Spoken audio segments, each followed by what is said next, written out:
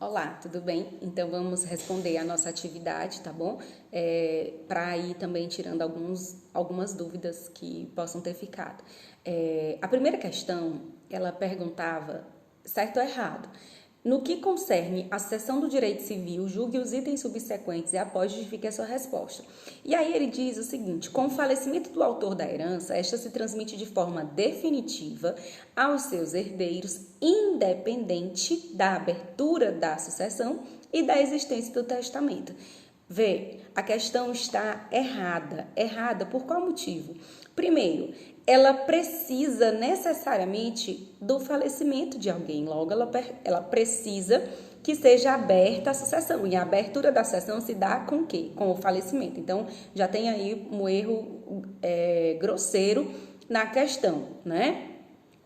E se houver a existência de testamento, muda tudo. Porque primeiro a gente vai o quê?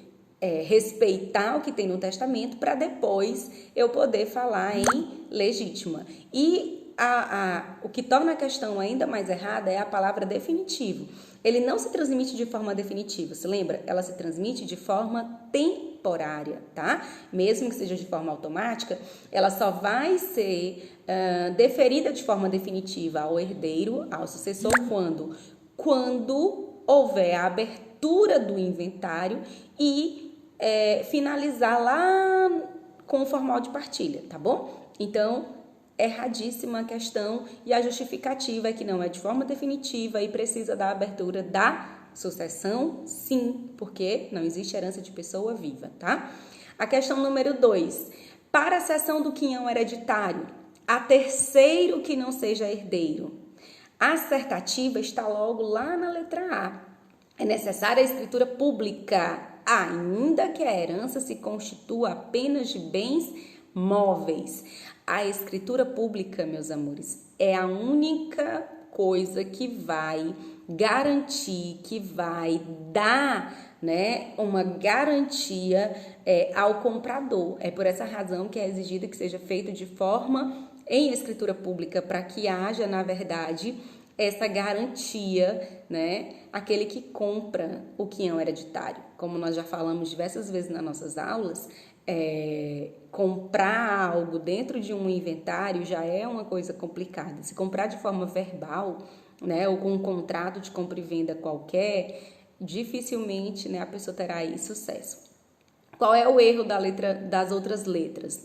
A B diz que não é necessária a escritura pública, já está errado. É necessário a escritura pública, sendo bem imóvel, é bem de inventário, precisa da escritura pública. A C, é necessária a escritura pública apenas se a herança constitui bens imóveis? Não, bens móveis ou imóveis. A C, é necessária a escritura pública no tocante aos bens imóveis, podendo a parte correspondente aos bens móveis ceder-se por um instrumento particular?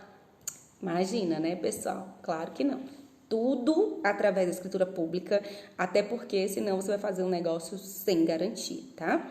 D, é necessário termo nos autos para ratificar a escritura pública? Não, pessoal, a escritura pública por si só já é um documento que válido, né? Então não há necessidade de ter essa ratificação dentro dos autos, não, tá bom? A terceira questão, ele diz sobre o direito das sucessões, é correto afirmar, e a resposta correta está lá na letra D. O coerdeiro poderá ceder a sua cota-parte hereditária à pessoa estranha à sucessão, se nenhum coerdeiro a quiser, tanto por tanto. Pessoal, claro que o coerdeiro ele pode ceder a sua cota-parte para um terceiro, desde que, claro, ele, né, primeiro ofereça ao coerdeiro, que é o direito de preferência que nós estudamos nas nossas aulas anteriores. E aí o erro das outras questões. Havendo herdeiro necessário, o herdeiro só pode dispor de 1/3 da herança? 1/3, pessoal? Negativo. Ele pode o quê? Metade da herança, tá? Metade, e não 1/3. Então, se houver herdeiros necessários, ele pode dispor de metade da sua herança e não de 1/3. A letra B, regula a sucessão e a legítima para ceder a lei vigente ao tempo da abertura do testamento ou do início do inventário? Negativo. A lei é muito clara. A lei vigente é a da abertura da sucessão, ou seja, é aquela vigente à época do falecimento, tá? E não da abertura do testamento ou do inventário. É do falecimento. C. A companheira ou companheiro participará da sucessão do outro, até aqui tudo bem, quanto a todos os bens adquiridos na vigência da união estável, sendo que sendo certo que se concorrer com os filhos comum terá direito a uma cota equivalente a que por lei for atribuído ao filho? Não, pessoal, não. Nós vamos estudar agora na parte legítima que o companheiro, na verdade, ele vai participar do direito sucessório em relação a outro, mas ele aqui, quando eu estiver explicando nas nossas aulas, ele pode ser herdeiro e meeiro, tá? Se ele for herdeiro, ele concorre com os outros filhos, com a reserva da quarta parte, mas ele pode ser herdeiro e meeiro, então ele vai ter um quinhão com certeza diferente àquele que for atribuído ao filho. Mas aí lá na aulazinha que nós vamos falar sobre isso, eu explico melhor, tá bom? A letra D é a correta, a letra E está errada, por quê? Ele diz: o coerdeiro a quem não se der conhecimento da sucessão poderá, depositando o preço, haver para si a cota estranha, a cota de estranho, se o requerer em até 180 dias após a abertura da sucessão. Está toda corretinha, né? Só que ele tem que requerer, né, antes dos 180 dias e não depois dos 180 dias. Olha aí que pegadinha, hein, pessoal? Pegadinha, né? FCC, mas vocês não iriam errar, porque eu tenho certeza que aprenderam que se o coerdeiro não quiser, né, ele pode, então, resolver da outra forma, né, vendendo para o estranho, não tem problema, desde que ele dê o direito de preferência, tá? A quarta questão, ele vai dizer o seguinte: com relação à sucessão geral, é correto afirmar? A letra C é a correta. A sucessão dá-se por lei ou por disposição de última vontade. Lá, quando nós estávamos no início das nossas aulas, eu disse para vocês que a sucessão ela se dá de duas formas. Nós temos duas espécies de sucessão, a legítima e a testamentária. É exatamente aqui o que a questão está pedindo. Olha que fácil, olha que tranquilo, né? E isso aqui, pessoal, olha aí, ó. Caiu em uma prova de defensor público. Olha como a nossa disciplina é importante. Olha como é fácil, mas olha também como ela pega, né? Nos concursos, quase todos vão pedir. E é besteira. Se você prestou atenção nas aulas, você responde isso daqui sem precisar ir buscar no Google. Tenho certeza absoluta. E o erro das outras questões? Cadê? A. Regula a sucessão e a legitimação para suceder a lei vigente ao tempo da formalização a partir? Claro que não, né, meus amores? É a lei vigente no momento da abertura da sucessão. Significa dizer o quê? Do momento que houve o falecimento. É aquela lei que vai estar em vigor, tá certo? A letra B. A abertura, né? Aberta a sucessão, a herança se transmite desde logo aos herdeiros legítimos e testamentários. Aberta a sucessão. Opa! O erro está aqui onde não se transmite. Aberta a sucessão, a herança não se transmite desde logo aos herdeiros legítimos e testamentários. É o contrário, né? No momento da abertura da sucessão, com base naquele princípiozinho que eu falei para vocês, lembram? Princípio Sais-Cisne. No momento da abertura da sucessão, os bens eles se transmitem de logo, desde logo, para evitar que eles fiquem órfãos, né? Que eles fiquem sem dono. Eles vão logo para os herdeiros, mas não é de forma definitiva, é de forma provisória, né?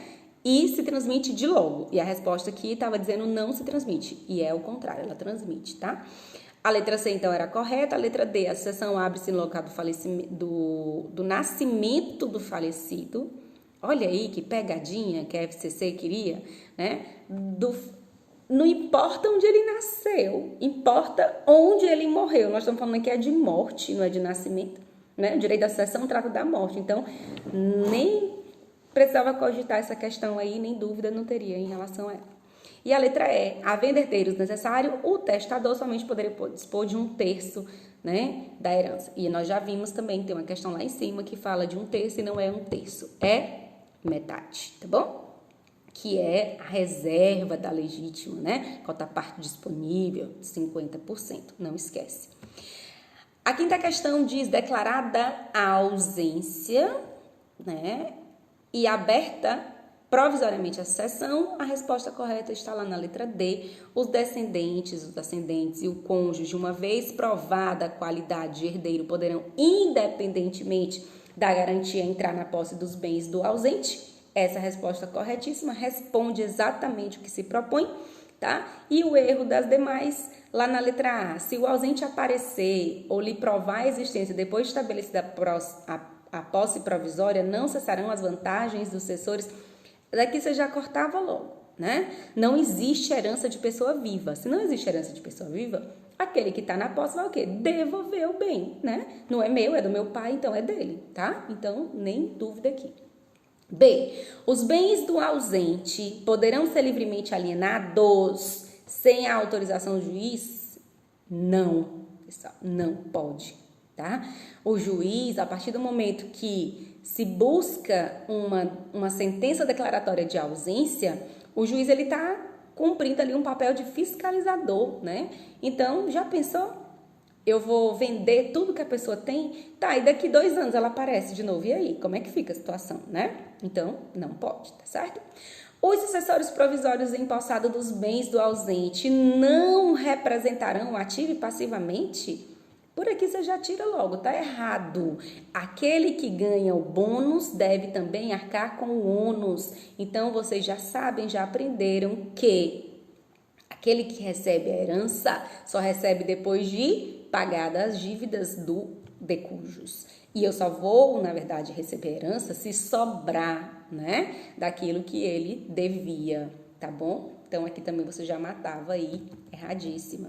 A letra D é a correta, a letra E, o descendente, ascendente ou cônjuge que for sucessor provisório do ausente deverá capitalizar na forma da lei metade dos frutos e rendimentos que couberem para prestar conta anualmente com o juiz? Também não, né, pessoal? Também não.